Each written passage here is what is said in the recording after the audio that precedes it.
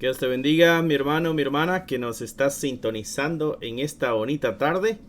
Es bueno saber de que hay personas esperando este momento de estudio, ¿no? Los miércoles y viernes estamos nosotros aquí a las 7 de la noche estudiando la palabra de Dios, tocando algunos temas relevantes para la iglesia. Y el día de hoy es el segundo día en cuanto al estudio del libro de Hechos, así que espero que tengas tu Biblia a la mano, porque vamos a continuar nuestro estudio. Desde ya te digo, esta es una grabación porque ya empezamos nuestras reuniones en la iglesia. Por esta pandemia habían estado suspendidas, pero ahora los viernes estaremos reuniéndonos en la iglesia tomando el estudio. Este estudio de Hechos lo vamos a continuar allá, pero va a haber una pregrabación para ti, para que no te pierdas de estos estudios. Así que si nos mandas un saludo por ahí, no esperes que te contestemos instantáneamente porque no está en vivo, pero cuando tengamos la oportunidad, lo más pronto posible, vamos a responder tu saludo, ¿ok? Así que Hechos capítulo 1, el tema que nos corresponde el día de hoy, y vamos a iniciar con una oración. Señor, te damos gracias por la oportunidad que nos das de poder estar frente a tu palabra, leyendo, aprendiendo, conociendo, estudiándola, Señor, cumpliendo las responsabilidades que tenemos como iglesia, esta disciplina que tenemos del estudio bíblico, con la intención de que nuestro ser se ponga a una mayor disposición tuya para que hagas tu gloriosa obra en nuestras vidas. Bendice a cada uno de los que nos están viendo a través de estas pantallas. Guárdalos, protégelos, prospéralos, llénalos de ti, Señor, y que a los que están enfermos les lleves sanidad, les lleves paz a su corazón y a su mente, sabiendo de que tú tienes el control de todas las situaciones. Gracias por estos momentos y háblanos a través de tu palabra. Te lo pedimos en el nombre que es sobre todo nombre, en el nombre de Cristo Jesús. Amén, amén y amén. Gloria a Dios. La semana pasada habíamos iniciado con el capítulo 1 de Hechos, escrito, decíamos, por Lucas, conocido como el médico, una persona muy inteligente. Incluso el vocabulario que se usa en el Evangelio de Lucas y en este escrito de Hechos parece que es un lenguaje elevado, porque la persona tenía conocimiento, estaba estudiado, diríamos, en nuestras palabras, ¿no? Habíamos visto la ascensión de nuestro Señor Jesucristo, vimos a los discípulos viendo a Cristo subiendo al cielo, una nube recibiéndolo. Recordarán que la nube es símbolo de la presencia de Dios, quiere decir de que Dios le está dando la bienvenida a nuestro Señor en la ascensión, y eso es importante porque quiere decir de que el sacrificio que Él hizo fue un sacrificio grato, fue un sacrificio agradable y bienvenido. Entonces, si ese sacrificio fue bien recibido, nuestros pecados fueron perdonados. Entonces, es una gran bendición detrás de estas imágenes que el escritor nos está presentando. Y ahora es la iglesia la que tiene que continuar la obra que nuestro Señor Jesucristo dejó, ¿no? Recordarás la gran comisión, ir y hacer discípulos, ahí en Mateo capítulo 28, a todas las naciones. ¿Por qué? Porque Él está en control de todo. Toda potestad me es dada, dijo Él, en los cielos como en la tierra. Él está en control de todo, y en ese control y en esa autoridad y en esa soberanía presenta la orden a sus seguidores: y hagan discípulos, vayan y hagan discípulos, bautícenlos en el nombre del Padre, el Hijo y el Espíritu Santo, y enséñenles que hagan todas las cosas que yo os he enseñado. Ahí está la tarea de la iglesia, mis hermanos. Así que si tú eres iglesia, tú tienes una tarea, tú tienes una responsabilidad, y la responsabilidad es dar a conocer esta verdad, ¿no? Entonces, algo que Jesucristo les dijo a los apóstoles es de que se fueran a Jerusalén, que esperaran ahí, porque la promesa iba a llegar, se iba a cumplir la promesa. Te lo voy a leer. Dice en el verso 4 del capítulo 1: estando juntos les mandó que no se fueran de Jerusalén, sino que esperasen la promesa del Padre, el cual les dijo: oíste de mí, porque Juan ciertamente bautizó con agua, mas vosotros seréis bautizados con el Espíritu Santo dentro de no muchos días. Ahora están esperando los apóstoles, están esperando, y los discípulos, que se cumpla la promesa del Señor, ¿no? ¿Qué están haciendo durante ese momento de espera? Eso es lo que nos corresponde ver el día de hoy. Verso 12 en adelante estaremos tocando el día de hoy en nuestro estudio. Por cierto, si me ven aquí solo, mi esposa se puso un poquito malita en cuanto a su voz, porque consumió algo que tenía maíz. Muchos de ustedes saben que mi esposa es alérgica al maíz, y las alergias que a ella le dan son de las alergias graves. No son granitos nada más que le salen, sino que comienza a inflamársele acá adentro, y eso le bloquea la capacidad de respirar. Gracias a Dios no fue algo tan grave, pero sí se quedó un poquito afónica. Así que se disculpa con ustedes por no estar acá en este estudio, y les pido también que la tengan en sus oraciones, ¿no? Ok, verso 12 en adelante. Dice: entonces volvieron a Jerusalén desde el monte que se llama Olivar. ¿Recuerdas? Ahí fue donde vieron a nuestro Señor Jesucristo que subía a las alturas. Dice que ese monte Olivar está cerca de Jerusalén.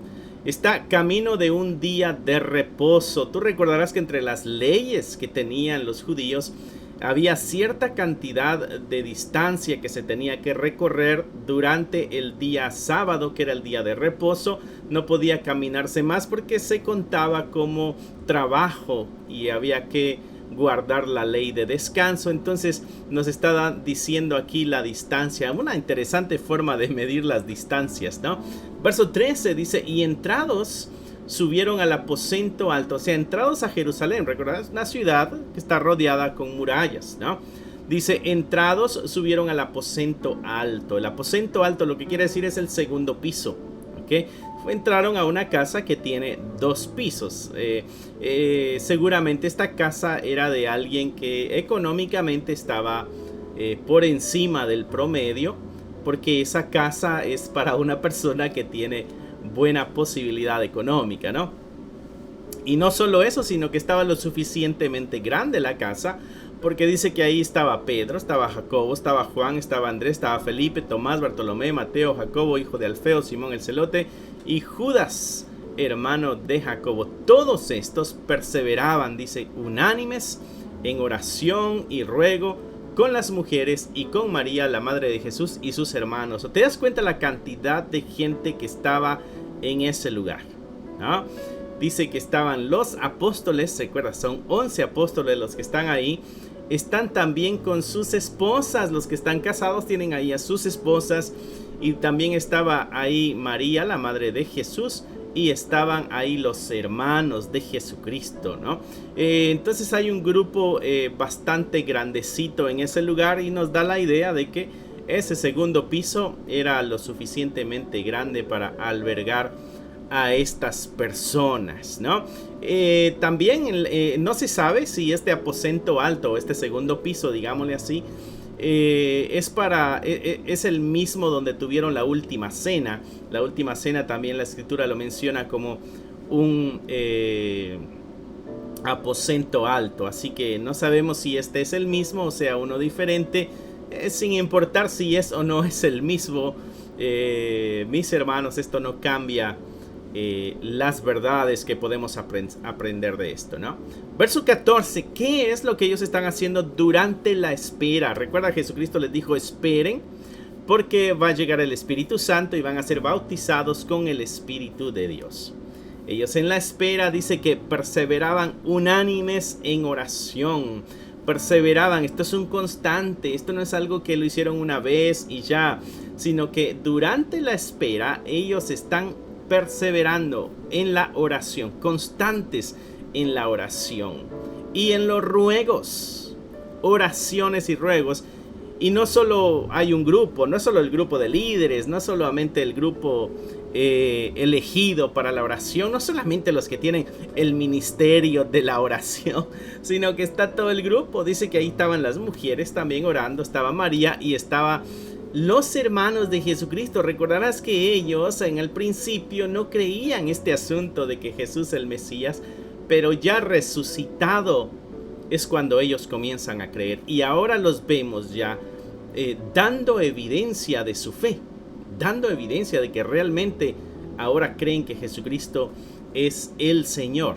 Y digo es, no era, es el Señor, porque nuestro Señor Jesucristo es el Señor de ayer, de hoy, y será el Señor por siempre y para siempre, ¿no? Constantes en la oración. Mi hermano, cuando estamos en espera de algo, ahí está el tremendo ejemplo. Cuando estamos esperando de que Dios cumpla sus promesas, en unánimes y en oración. Unánimes, ellos están en la misma página. La unidad es clave. La unidad es clave en la iglesia. Una casa dividida, dijo nuestro Señor Jesucristo, no prospera. Una casa que está dividida, un reino que está dividido, una vida dividida, una congregación dividida, una iglesia dividida, no avanza.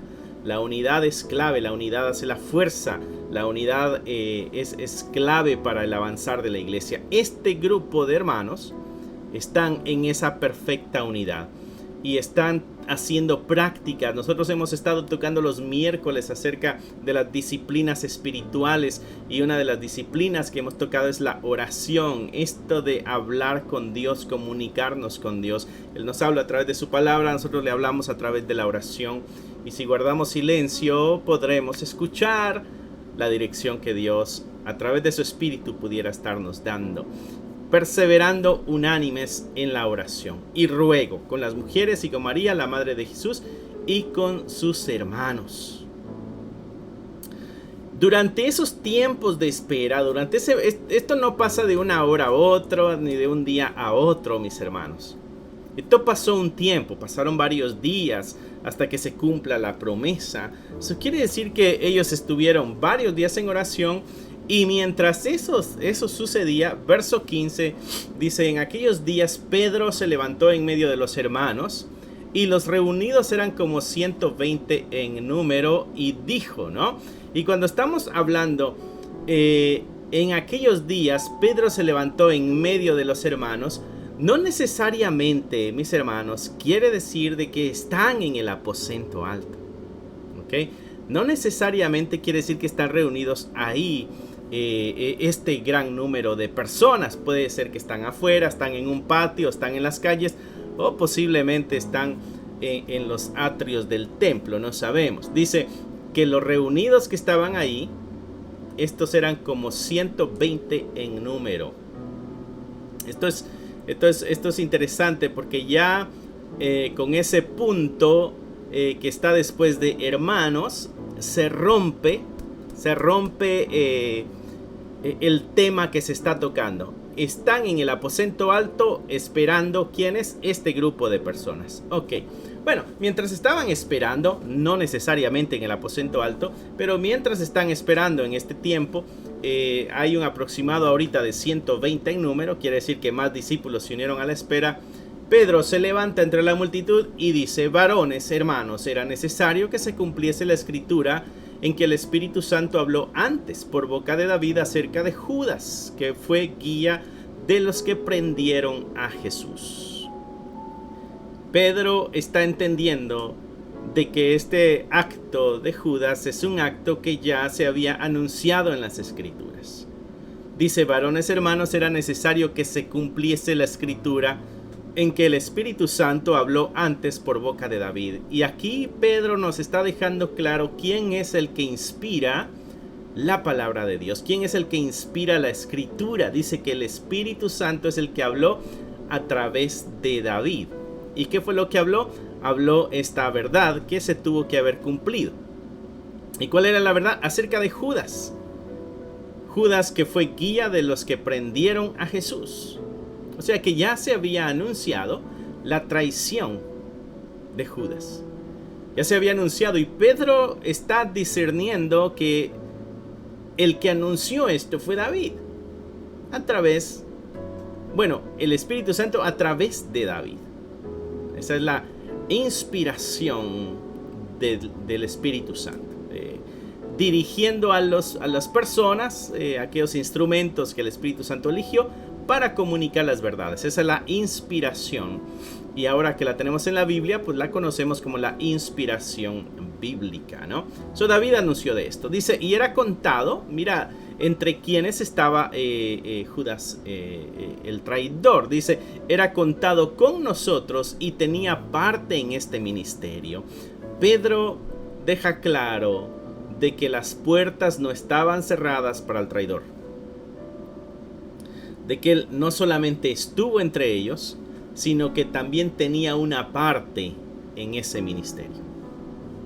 Interesante poder detenernos a veces y meditar en las acciones de Judas. Porque Judas es el hombre que Jesucristo le dio autoridad, junto con los otros, de ir y predicar el evangelio, de ir y sanar enfermos, de ir y sacar demonios en el nombre de Jesucristo. ¿Recuerdas allá cuando Lucas nos relata de que los manda de 2 en 2 y ellos regresan contentos y regresan diciendo, wow, Señor, se nos sometían los demonios, los sacábamos y a los enfermos los sanábamos en tu nombre? Y Jesucristo se regocija con ellos y les dice, pero regocíjense más, regocíjense porque sus nombres están escritos en el libro de la vida. O sea, qué bueno, qué interesante esto que está pasando en la vida de ustedes. Y me da gusto que experimenten el poder de Dios obrando en sus vidas. Me da gusto que puedan experimentar milagros. Pero ¿saben cuál es el gozo mayor? Que sus nombres estén escritos en el libro de la vida. El gozo mayor en el creyente, mi hermano, no son las grandes cosas que puedes hacer acá en la tierra a través del poder de nuestro Señor Jesucristo. No se trata de todo lo que Dios pueda usarte y las maravillas que Dios pueda hacer a través de ti. Ahí no debe estar el gozo, dice Jesús. El gozo debe estar en la seguridad, en la confianza, en la esperanza viva de que estaremos una eternidad con Él. A veces nuestros hermanos en la iglesia les gustaría ser aquellos grandes hombres que son usados por Dios para transformar personas o naciones y pueblos, y eso es bueno. Y podemos ir en oración con Dios y pedirle que nos use. Pero que no sea esa la fuente de nuestro gozo. Y si no se hace, que no sea esa la fuente de nuestra frustración. Jesucristo dice, el gozo debe estar en la verdad de que hay salvación. Y que la salvación está ya en tu corazón. Así que, mi hermano, si tú eres salvo, tú tienes que participar del gozo que Jesucristo exhorta que los cristianos tengamos, ¿no? Dice que era contado con nosotros, o sea que la misma sociedad, la misma gente, el mismo Jesucristo lo vio entre los 12, lo aceptó entre los 12, lo instruyó igual que a los 12, le ayudó igual que a los 12, le explicó cuando no entendía igual que a los 12, caminó con él, él vio los milagros, él vio las sanidades, él vio el poder de Jesucristo y él experimentó hacer esas cosas sobrenaturales por el poder que Cristo les había dado también. Él era una parte importante en el ministerio y a la misma vez Juan nos deja claro de que él era el que se encargaba de las finanzas de ese ministerio, ¿no? Él era el que manejaba el dinero que llegaba a ese ministerio. El hombre era un hombre activo y un hombre que a simple vista no pudiera pensarse que era un traidor. Pero dentro de su corazón habitaba la traición. Verso 18, pues, dice, con el salario de su iniquidad adquirió un campo. ¿Y cuál es el salario de su iniquidad? Bueno, cuando vendió a Jesucristo por unas pocas piezas de plata.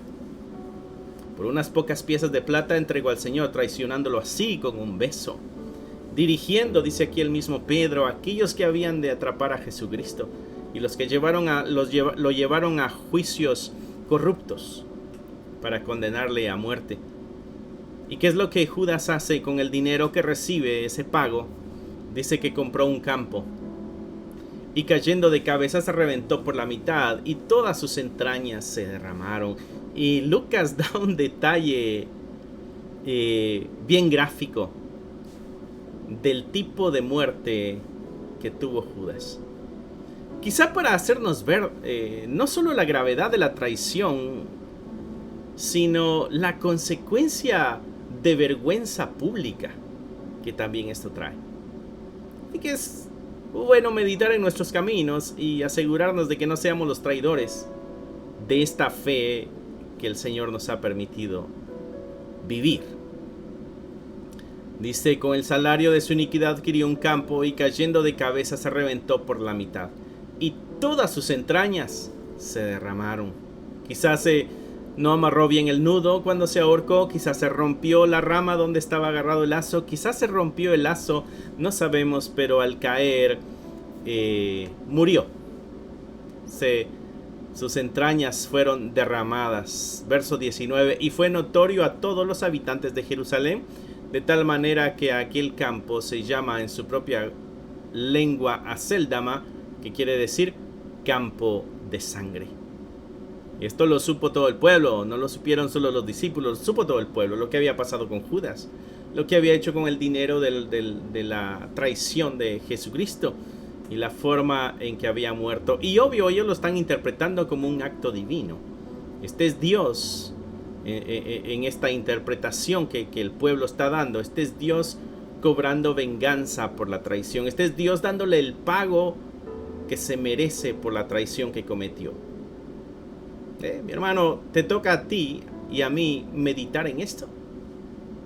¿Sería o no sería Dios el que le trajo ese castigo a Judas? ¿Sería casualidad? No sé si crees en las casualidades.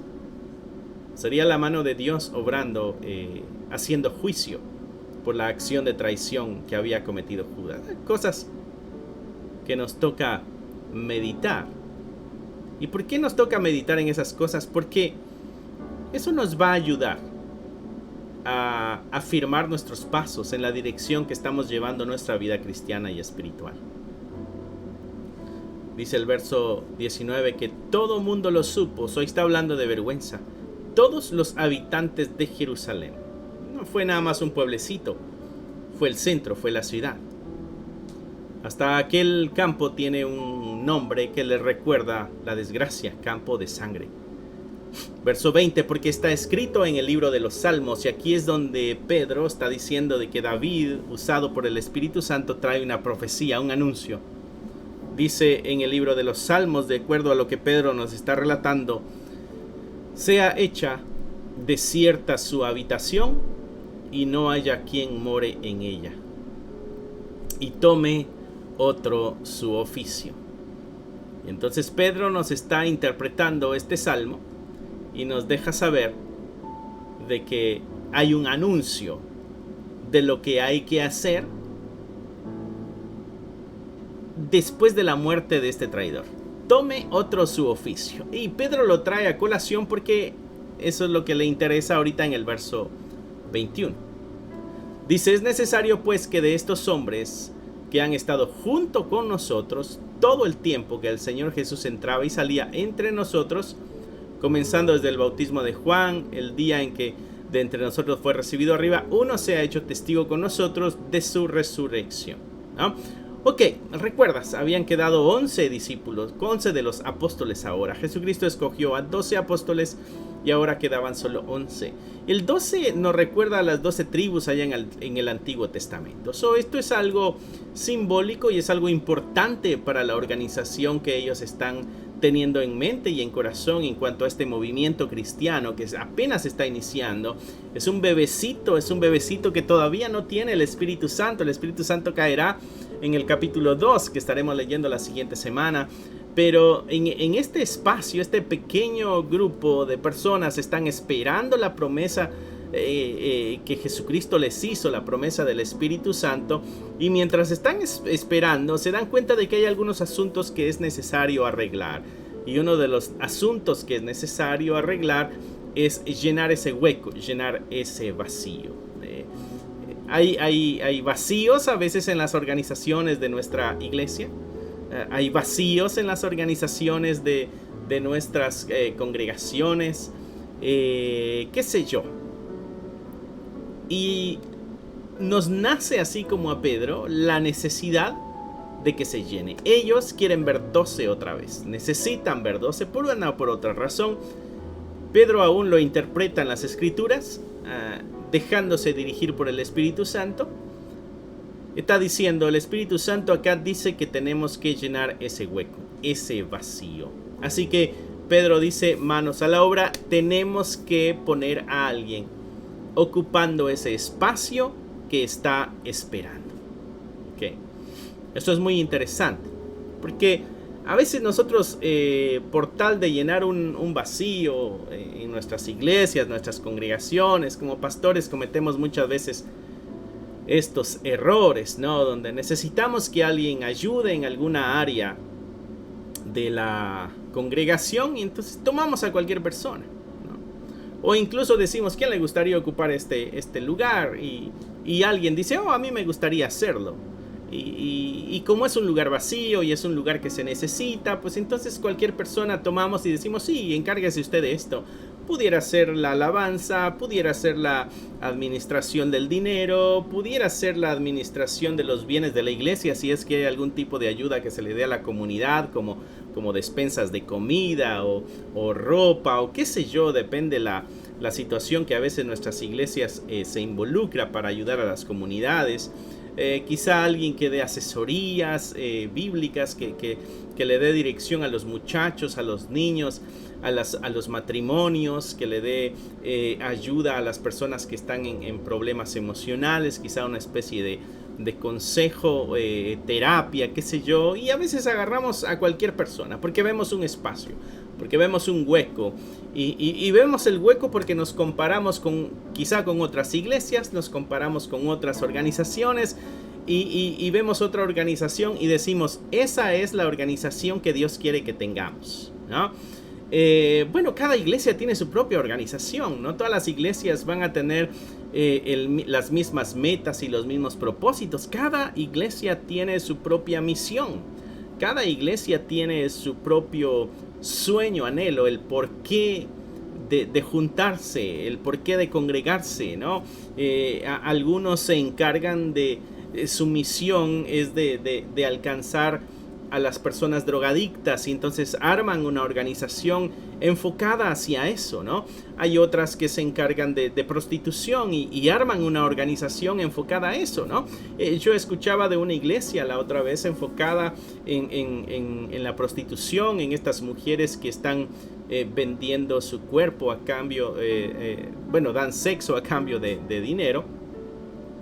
Y esta iglesia, su ministerio era ese, su punto era ese, alcanzar a las personas que estaban en prostitución. Entonces, ¿qué hacían? Compraban un regalito, iban a las calles donde regularmente se paraban estas mujeres para hacer los negocios que hacían. Y ellos llegaban con un regalito, le presentaban el regalito a una de estas mujeres y le presentaban el evangelio. Pero no solamente eso, sino que le presentaban la oportunidad de un cambio de vida en cuanto a los ingresos económicos. Si aceptas a Cristo vas a tener que cambiar la vida. Esta iglesia había conseguido unos edificios con unos departamentos. Y entonces le decían a la persona, mira, si tú quieres hacer un cambio de vida, nosotros te dejamos vivir en uno de los departamentos mientras encuentras un trabajo decente y puedes levantarte una vez más en tu vida. Puedes hacer un ahorro y poder emprender quizá un negocio o aprender una habilidad para que trabajes, qué sé yo. A lo que voy es de que esta iglesia estaba enfocada hacia la prostitución, pero tenía también todas las herramientas para poder suplir las necesidades que este ministerio conllevaba, ¿no? Habían personas que daban asesoría a las mujeres que estaban en prostitución. Muchas estaban ahí por violación, muchas habían sido abandonadas, algunas quizá habían sido secuestradas. Entonces hay mucha ayuda legal, había mucha ayuda emocional, ayuda psicológica con terapias, había ayuda económica porque tenían un lugar donde vivir y tenían comida también para que pudieran encaminar su vida en los pasos correctos. So, vemos una iglesia que tiene una misión y se encarga de ver todas las necesidades que conlleva para cumplir esa misión y busca la manera de suplir todas esas necesidades, ¿no? Entonces, a lo que voy es de que el enfoque de esta iglesia no eran misiones en África, por ejemplo. El enfoque de esta iglesia no eran preparar misioneros para que fueran a Latinoamérica. No, el enfoque de esto era en las esquinas de sus comunidades, ¿no? Incluso las iglesias eran puestas en las áreas donde existía este tipo de crimen. Entonces, Cada iglesia tiene su propia organización. Cada iglesia tiene su organización basada en su misión, en lo que quiere alcanzar, ¿no? En el deseo que tiene, ¿no?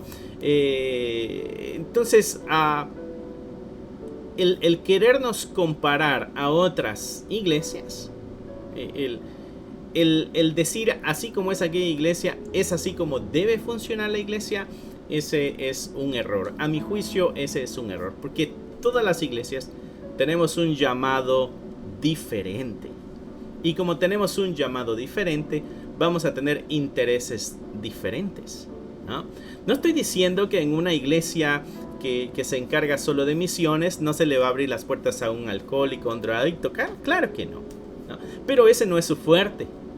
Quizá no tengan todas las herramientas necesarias para suplir las necesidades de aquel que esté en drogas o aquella mujer que esté en prostitución, ¿no? Entonces, no llenemos huecos simplemente porque queremos que compaginen con otras organizaciones que nosotros conocemos. No, cada organización tiene sus propios propósitos, cada organización tiene sus propias metas, cada organización tiene sus propios deseos, anhelos, ¿no? Y cada congregación tiene su propia misión, ¿no? Así como nosotros tenemos una misión que es rescatar, formar y enviar. Nuestro deseo es comunicar el evangelio. Nuestro deseo es de que la gente en nuestra congregación esté preparada con la palabra de Dios, que conozca la palabra de Dios para poder enseñar la palabra de Dios, ¿no? Entonces, uno de nuestros grandes enfoques es enseñar, tener estudios bíblicos, poder enseñar lo que hemos aprendido nosotros, ¿no? No quedarnos con el conocimiento, sino que enseñarlo, ¿no? Y es lo que le decimos a los hermanos también. Si tú ya sabes, asegúrate de enseñárselo a alguien más también. No te quedes con el conocimiento, compártelo, dáselo a alguien más, ¿no? Entonces tenemos intereses a veces diferentes a otros de otras comunidades de fe, ¿no? A lo que voy es de que ellos aquí están interpretando una dirección clara.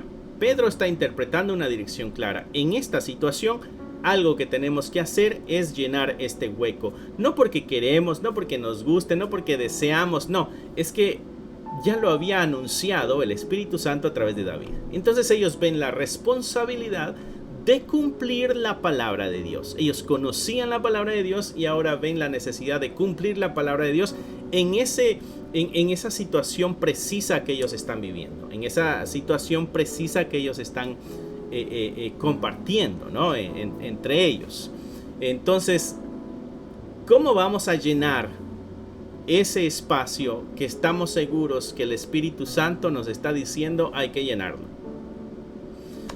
Hay que estar guiados en todo, ¿no? No se hace todo por emociones, no se hace todo porque así digo yo que se tiene que hacer, y no se hace en base a criterios personales, sino que se hace creyendo que es la dirección de Dios. Ellos van a llenar este vacío porque creen que Dios les está diciendo hay que llenar el vacío, ¿no? Y es verdad, tienen su pasaje bíblico que les apoya a esta verdad, ¿no? A lo que voy es de que cuando vayamos a hacer algo como comunidad de fe, asegurémonos de que esta es la dirección de Dios. Y al menos de que esta es la manera o estos son los pasos. De pronto hayan algunas variantes o algún pequeño error en algunos de los pasos porque somos seres humanos. El mensaje es perfecto de parte de Dios, pero el que recibe el mensaje es imperfecto. Y el que comunica el mensaje es imperfecto. El mensaje es perfecto, pero el que lo recibe es imperfecto. Entonces, obvio, van a haber algunas pequeñas fallas. Algunas cosas no salgan como nos imaginamos, pero ellos, tienen el primer punto. Dios nos está dando una dirección que hagamos en este momento y la dirección es llenar este vacío, ¿no? Entonces, verso 21 dice, es necesario. Inicia Pedro usando esta palabra. Hay una necesidad. Y la necesidad es de que de estos hombres que están junto con nosotros todo el tiempo que el Señor Jesús entraba y salía entre nosotros, comenzando desde el bautismo de Juan hasta el día en que de entre nosotros fue recibido arriba, uno se ha hecho testigo con nosotros de su resurrección. ¿Ok? Entonces Pedro está diciendo, estas son las características que necesitamos de este apóstol. Recuerda que ellos van a elegir a un apóstol, porque eran 12, pero ahora son 11 nada más. Así que van a elegir a un apóstol, a alguien que va a tener un cargo de mando, alguien que va a tener un cargo de dar dirección. Quizá la palabra mando no fue correctamente usada, pero sí alguien que tiene una responsabilidad grande en este grupo de iglesia que apenas está creciendo. Tiene una responsabilidad de organización, tiene una responsabilidad de misión, tiene que tener el compromiso, como todos tienen el compromiso. Está siendo llamado a que pertenezca a un grupo que ya está formado, que ya está armado, que ya está instruido, que ya tiene claras las metas, que ya tiene las direcciones claras y tiene las instrucciones claras, que fue instruido por el mismo Señor Jesucristo, que les dijo qué es lo que tenían que hacer.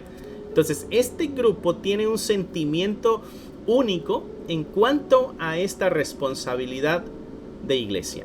Este grupo tiene un sentimiento único en cuanto al compromiso y a lo que cuesta y a lo que están dispuestos a dar.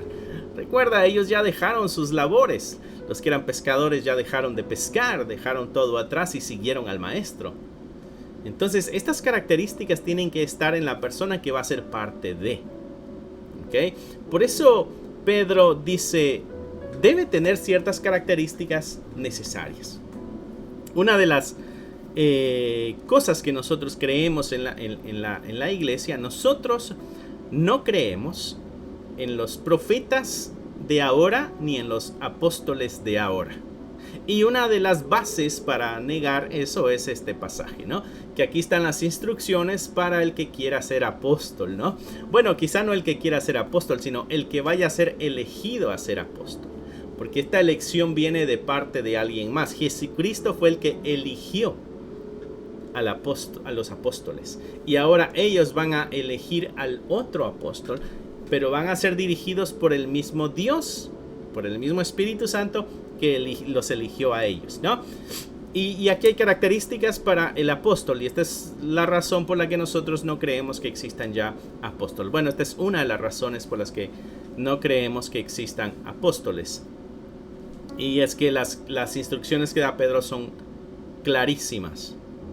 Dice que esta persona que vaya a llenar este espacio de apóstol, o vaya a llevar este título ahí entre ellos, dice que tenían que haber estado junto con ellos todo el tiempo que Jesús entraba y salía entre nosotros.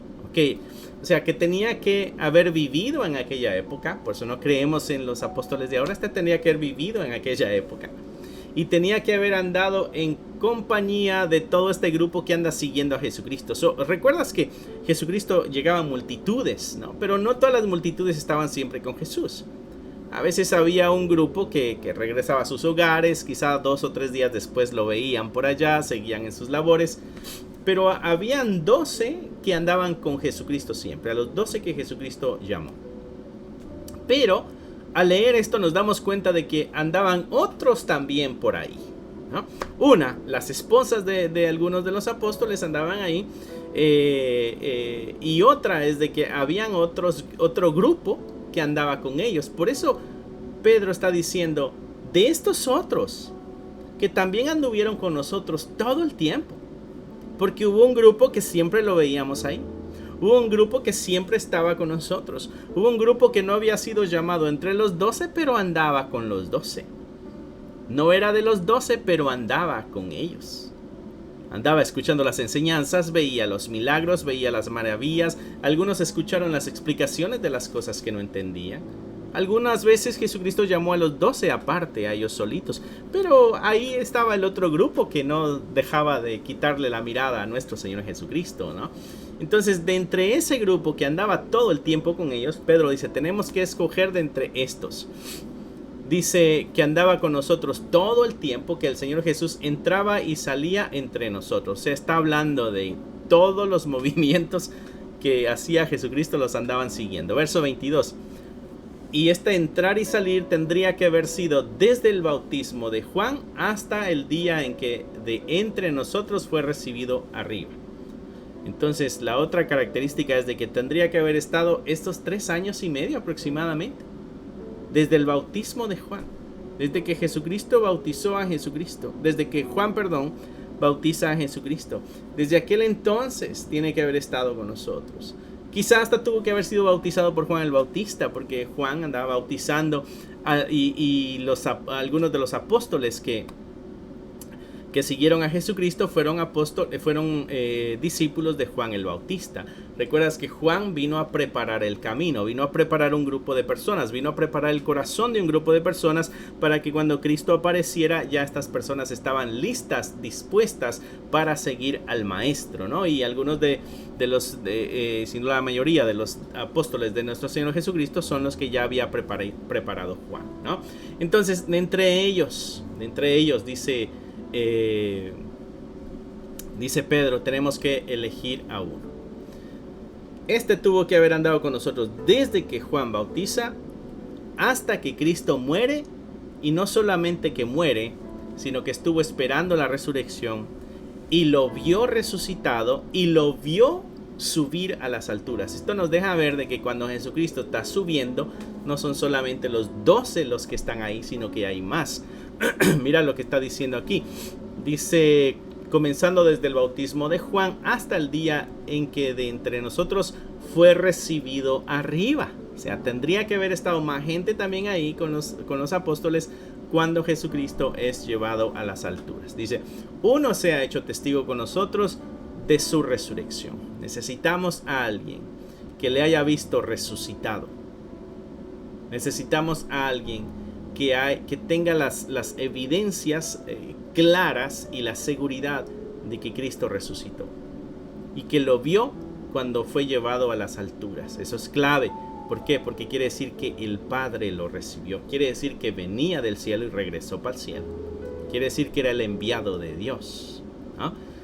Verso 23. Y señalaron a dos de estas personas. Uno se llamaba José, llamado Barsabás, que tenía por sobrenombre Justo. Mira, tremendo apodo que le pusieron a este hombre. Se llama Justo, ¿no? Y otro que se llamaba Matías. Entonces, ya vimos las características de ellos. Vimos que llenan las características, ¿no? Vimos el tiempo de fidelidad con el Señor. Vimos la calidad de entrega, porque también dejaron cosas de su vida para seguir al Maestro, porque tenían que haber estado con ellos todo el tiempo, desde que salía y entraba, desde hacía 3 años y medio. Entonces, vemos que hubo más gente que entregó todo para seguir a Cristo. Vemos en el relato, esto es interesante, vemos en el relato de los evangelios a Jesucristo llamando a los apóstoles, ¿no? Cuando le dice a Mateo, sígueme, y él deja el banco y le sigue a Jesucristo, ¿no? Y nosotros nos admiramos, nos maravillamos de que, wow, bueno, dejó su trabajo, dejó sus ganancias, dejó su riqueza para seguir al Maestro, ¿no? También cuando Pedro deja sus redes y los demás, y Juan también, Andrés, cuando Jesucristo le dice a Pedro, te voy a hacer pescador de hombres. Vemos a un Pedro que está abandonando todo, dejando todo, y así los otros apóstoles dejaron todo y siguieron a Jesucristo, ¿no? Y entonces nos maravillamos de esas acciones de obediencia y de entrega. Pero cuando leemos este pasaje, nos damos cuenta de que muchos más también siguieron a Jesucristo. No solamente fueron ellos. Hubieron otros también que dejaron familia, que dejaron casa, que dejaron trabajo, que dejaron metas, que dejaron sueños, que dejaron anhelos, y que iban siguiendo al Maestro también. Eran incógnitos. De ellos no nos relata mucho los evangelios. De muchos de ellos no sabemos los nombres. De estos dos los sabemos ahora, pero de los otros no sabemos los nombres. ¿Te imaginas andar caminando entre Jesucristo y todo lo que hacía? Y cuando Jesucristo elige a los 12, no elige a este que también hizo lo mismo, que también dejó cosas atrás, que también dejó familia atrás, que también dejó riqueza atrás, que también dejó varias cosas atrás? Sin embargo, Jesucristo no le llamó como apóstol, pero persistió en el camino. A mí estas cosas me llaman mucho la atención y ponen un peso en mi corazón de que a veces seguimos al Maestro esperando sus recompensas, pero debemos seguir al Maestro porque le amamos, porque es el centro y el que está sentado en nuestro corazón.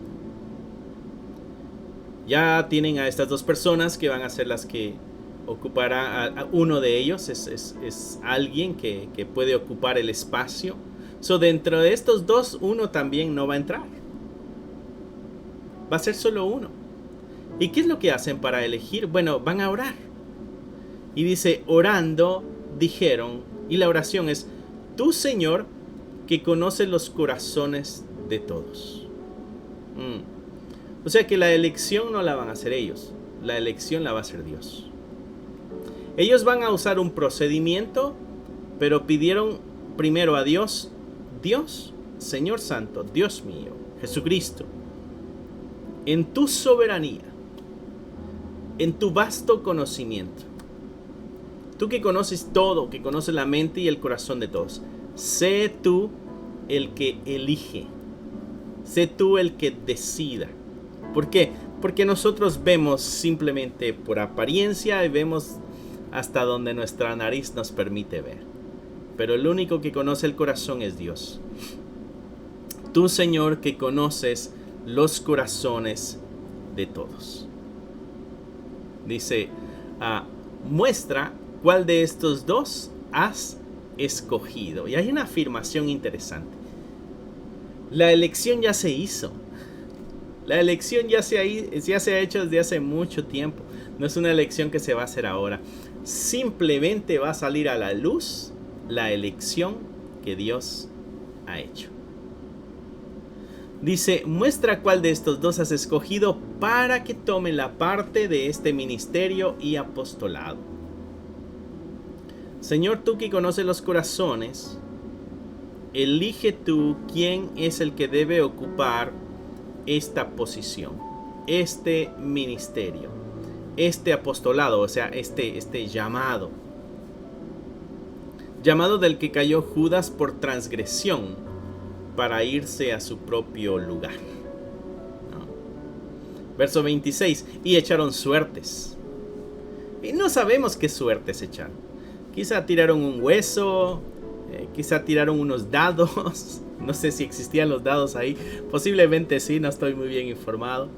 Quizá agarraron una paja y el que agarre la paja más cortita, ese es el elegido, o la paja más grande, qué sé yo. No sé la diversidad de formas de echar suertes. Quizá hicieron Team Marín de doping, de Cucaramaca. No sabemos de qué manera echaron suertes. Pero esto es interesante.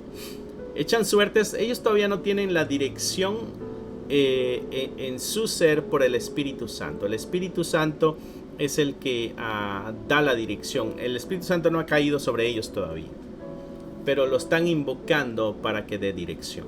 Estas son claves para ver la elección. No es cuestión de echar suertes ahora, mi hermano, porque ya no echamos suertes como iglesia.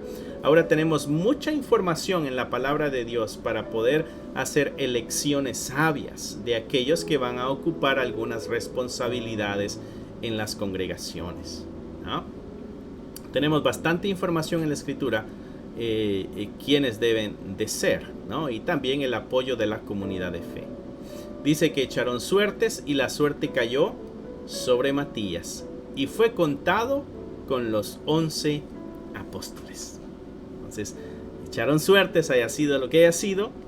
Matías fue el elegido por Dios y entonces le dijeron, Matías, eres uno de nosotros ahora. Estas acciones que las leemos nosotros rápidamente, mis hermanos, son claves para la práctica de las organizaciones en nuestra vida de iglesia, ¿no? Vemos aquí características que tienen que llenar los hermanos. Los hermanos postulados. Tienen que haber postulados. Entonces aquí tenemos a dos. Tenemos a Barsabás y tenemos a Matías. Sí, son dos buenos candidatos. Los dos llenan las características. Ante nuestra evaluación, dirían ellos, estos dos llenan las características para llenar el espacio. El asunto es, ¿a quién vamos a poner de los dos? ¿No? Bueno, voy a poner a fulanito porque este es mi amigo. No, voy a poner a menganito porque este, qué sé yo, es parte de la familia. No, tampoco. Voy a poner a fulanito porque este es buen diezmador. No, tampoco. No debe haber ningún interés personal en la elección. El interés debe ser la obra del Señor. ¿No? Hay postulados. Se ora en cuanto a la soberanía de Dios para que sea Él el que elige, para que sea Él el que seleccione, para que sea Él el que dirija la suerte, para que sea Él el que dirija la mano de aquel que hizo algo para salir ganador, que sea Él el que mueva y orqueste los elementos y lo que está sucediendo para que se cumpla lo que ellos están esperando. Ellos no están orando para que sea Matías, ni están orando para que sea José, que era Barsabás. No, ellos están orando para que Dios elija. Tú eres el que conoce los corazones, tú sabes a quién debe elegir, ¿no? Y después, ya que se determinó quién es el ganador, se le acepta en el grupo. ¿Sabes? Parte de la división muchas veces en nuestra iglesia es de que no podemos ver a veces las decisiones de Dios y no nos pudieran agradar, ¿no? Y entonces te imaginas que uno de los 11 dijera, ay, yo no quería que quedara Matías, ay, me hubiera gustado mejor Barsabás porque es más alegre, qué sé yo, es más fogoso, es más encendido, tiene mejores ideas, ¿no? Tiene más carisma, tiene más amistades, qué sé yo, él quizá nos hubiera ayudado más. No, la elección que hizo Dios es bienvenida y es recibida y es aceptada con humildad. Esos son puntos necesarios también para la organización que está nombrando a alguien más. En nuestras iglesias se nombran servidores, se nombran, qué sé yo, líderes, se nombran, qué sé yo, ministros, dependiendo el nombre que quieran usar en cada congregación o denominación. Hay nombramiento de personas que van a tener responsabilidades. Y algo que la iglesia tiene que hacer es aceptar a esas personas. ¿Qué es lo que hicieron los 12? Aceptaron. ¿Qué es lo que hizo el resto de la comunidad de fe? Aceptó que este fuera uno de los 12. Ahora este se va a sentar entre el grupo que va a tomar decisiones. Ahora este se va a sentar entre el grupo que va a ser martirizado también. Este se va a sentar en el grupo de los que van a enseñar la verdad. Este se va a sentar en el grupo de los que van a decidir si los gentiles tienen o no tienen que cumplir la ley de Moisés. Y su voto va a tener que ser escuchado. Y va a tener que ser respetado. Entonces, a veces pasamos de largo esto, pero aquí hay bastantes instrucciones y puntos claves para la elección de las personas en nuestras congregaciones que van a ocupar algún espacio. Y algo que me llamó la atención también es de que incluso el llenar ese espacio fue dirigido por Dios. No solamente con quién, sino la acción de llenar ese espacio. Así que antes de llenar espacios vacíos en tu iglesia, mi hermano, mi hermana, pregúntale a Dios si quiere que ese espacio se llene. Y si Él dice que sí, que ese espacio se tiene que llenar, asegúrate también de pedirle a Él que sea el que haga la elección. Y así tendremos congregaciones y organizaciones sanas, de buen testimonio, de buen nombre, que pongan el nombre de nuestro Señor en alto, que estén dispuestos a entregarlo todo por el Señor, que estén dispuestos a entregar su vida por esta verdad. Primera de Timoteo capítulo 3 nos da a nosotros una lista de cualidades o de características de aquella persona que anhela tener una posición de autoridad en la iglesia. Este es Pablo hablándole a Timoteo. Timoteo ahora está a cargo de una iglesia. Y le está diciendo, ¿sabes? Esa iglesia va a necesitar lo que ahora llamamos nosotros líderes, ¿no? Va a necesitar siervos. La palabra que usa aquí en el capítulo 3 de 1 Timoteo, la palabra que usa es obispo. Obispo quiere decir el que está a cargo de o el que está dando dirección, ¿no? Dice palabra fiel, si alguno anhela obispado, buena obra desea. También está la otra posibilidad de que el miembro de la iglesia anhele estar en una posición. Oh, mi hermano, a mí me gustaría estar en esta posición. Gloria a Dios, mi hermano, venga, entre, use la posición. No, Pablo dice, no, espera, es bueno que desee, pero no es el cargo rápidamente. Dice, es necesario que sea irreprensible, que sea marido de una sola mujer, que sea sobrio, que sea prudente, que sea decoroso, que sea hospedador, que sea apto para enseñar, que no sea dado al vino, que no sea pendenciero, o sea, que no sea peleonero, que no sea codicioso de ganancias deshonestas, que sea amable, que sea apacible, que no sea avaro.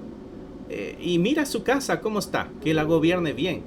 Mira a sus hijos cómo están, que los tenga sujetos con toda honestidad. Porque el que no sabe gobernar su propia casa, ¿cómo va a cuidar de la iglesia de Dios? Verso 6. Que no sea un neófito, o sea, es un recién convertido. Todavía no conoce nada de la fe, ni todavía su testimonio ha salido a la luz.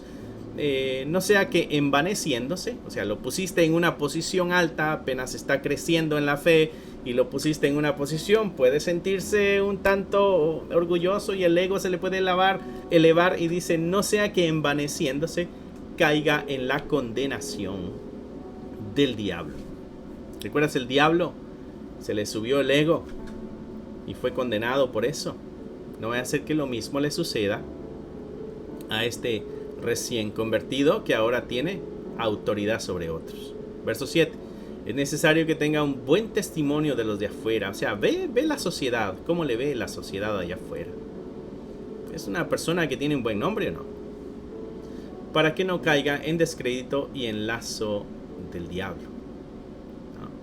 Entonces quiere decir que esta persona que va a tomar una posición de cierto liderazgo en las congregaciones necesita haber pasado un tiempo en la iglesia, que la congregación lo conoce su testimonio. También está la oportunidad entonces de ver qué es lo que la sociedad allá afuera dice de esta persona. Está la posibilidad entonces con ese tiempo de ver cómo es en su hogar, cómo maneja su familia, cómo están sus relaciones familiares, cómo está con su esposa, cómo está con sus hijos, ¿no? Todo eso son características que Pablo está pidiendo del que quiera tomar una posición. Y nosotros diríamos, no, eso es para los pastores nada más, para los que están dirigiendo.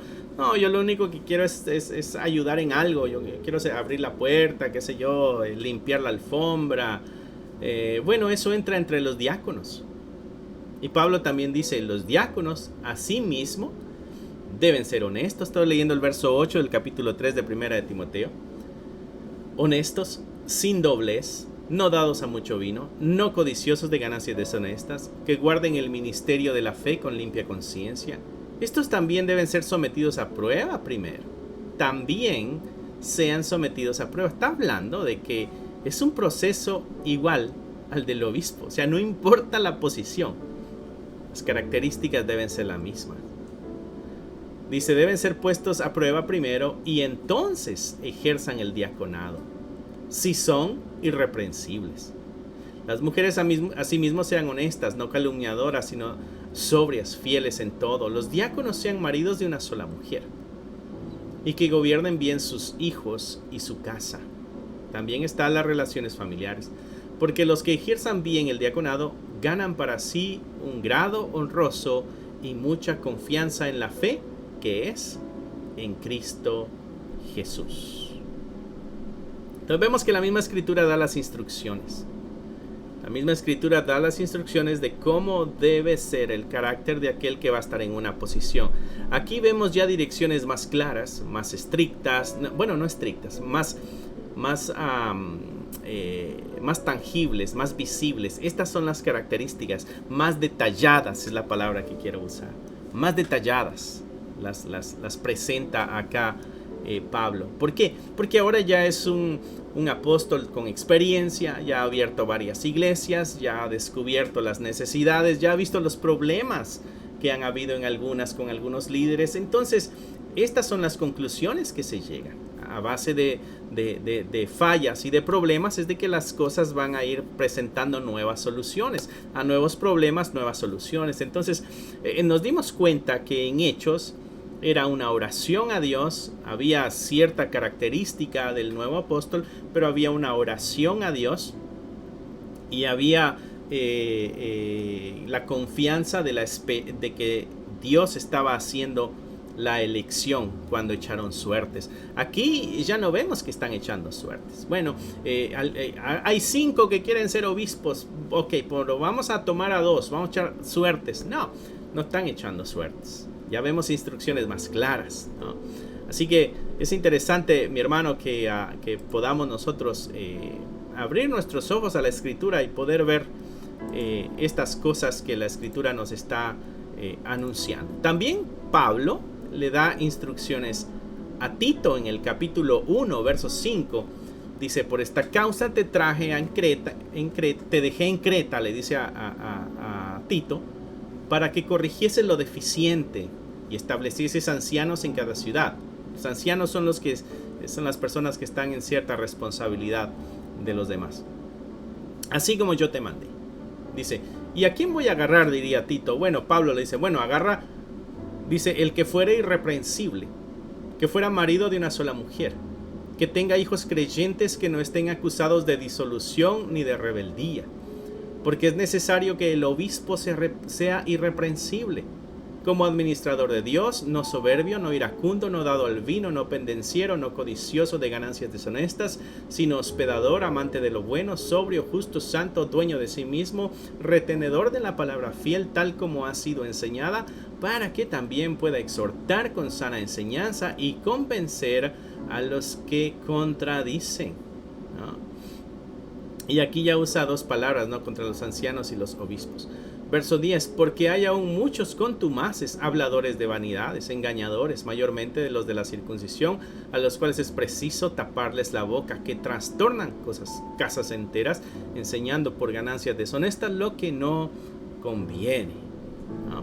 Así que vemos aquí a Pablo también dando instrucciones de qué es lo que debe tener en cuenta una congregación cuando llega el momento de elegir a aquellas personas que estarán a cargo de algunas de las responsabilidades en la congregación. Y eso es muy bueno, que los hermanos vayan creciendo y tomando responsabilidades, pero las elecciones son las difíciles. Las elecciones son las difíciles, ¿no? En el capítulo 6 de Hechos también vemos una situación similar. Hay un problema con la ayuda que se está dando a las viudas, y entonces las viudas hebreas al parecer están recibiendo más ayuda que las viudas griegas. Entonces hay una queja, y para que se haga justicia, entonces los apóstoles dicen, bueno, entonces busquen entre ustedes a unos varones que vengan y ayuden y se encarguen de esta situación, ¿no? Ahí es donde aparece el primer grupo de diáconos, ¿no? Dice, entonces los 12, verso 2 del capítulo 6 de Hechos, entonces los 12 convocaron a la multitud de los discípulos y dijeron, no es justo que nosotros dejemos la palabra de Dios para servir a las mesas. O sea, Pablo, a los apóstoles, dice, nosotros tenemos un llamado, una responsabilidad. Esto otro es bueno, lo que estamos haciendo ayudando a las viudas.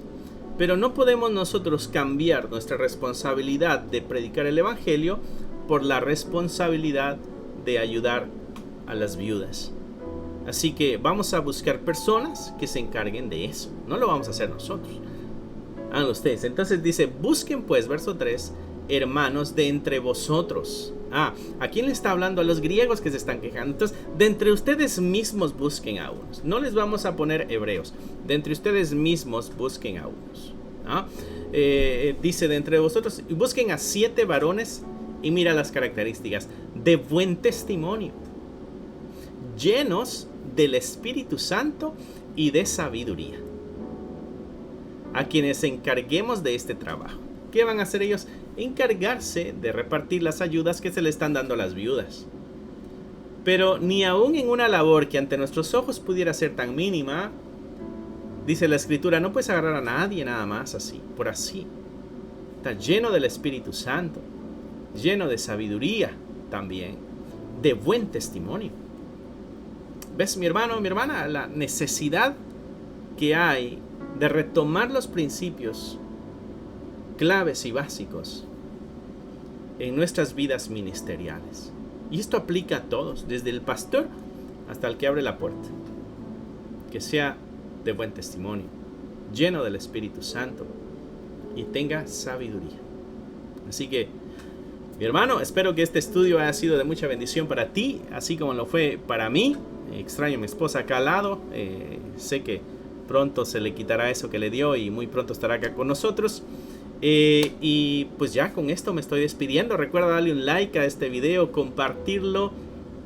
Si fue de beneficio para ti, ponlo en tus redes sociales, mándaselo a aquella persona que tú crees que necesita escuchar esta enseñanza. Y gracias por acompañarnos en este canal. Es bueno saber de que hay personas que nos siguen. Es muy lindo. Hay mucha gente que ni siquiera conocemos ni sabemos quiénes son, pero sabemos de que están siendo instruidos por la palabra de Dios. Nuestro deseo es enseñar aquello poco que el Señor nos ha permitido conocer. No queremos retenerlo, sino queremos mostrárselo, porque lo que por gracia se nos fue dado, por gracia nosotros también lo tenemos que dar. Así que Dios me los bendiga, que Dios los guarde. Feliz noche y nos despedimos con una oración. Padre, gracias por la linda oportunidad que nos das de poder estar aquí el día de hoy estudiando tu palabra. Gracias por la oportunidad que nos das de ver estas instrucciones claras. Ayúdanos a cumplirlas, a que nuestras congregaciones y organizaciones llenen los requisitos que tú estás pidiendo. Que sean requisitos que tú pides, Señor. Gracias, Padre amado. Gracias por tu gran amor, por tu gran cuidado, por tu misericordia, por tu fidelidad, por el alivio para mi esposa y para todos aquellos que están enfermos. Que tu Espíritu Santo ponga su mano poderosa en sus vidas. Guarda a aquellos que nos están viendo a través de estas pantallas y bendíceles, Señor, y que descansen. Te lo pedimos en el nombre que es sobre todo nombre, en el nombre de Cristo Jesús. Amén, amén y amén. Así que Dios te bendiga, mi hermano, mi hermana. Un gusto haber estado acá contigo el día de hoy. Y pues el domingo a las 2 de la tarde estamos aquí. Y el miércoles a las 7 y viernes a las 7. Hasta pronto. Bye.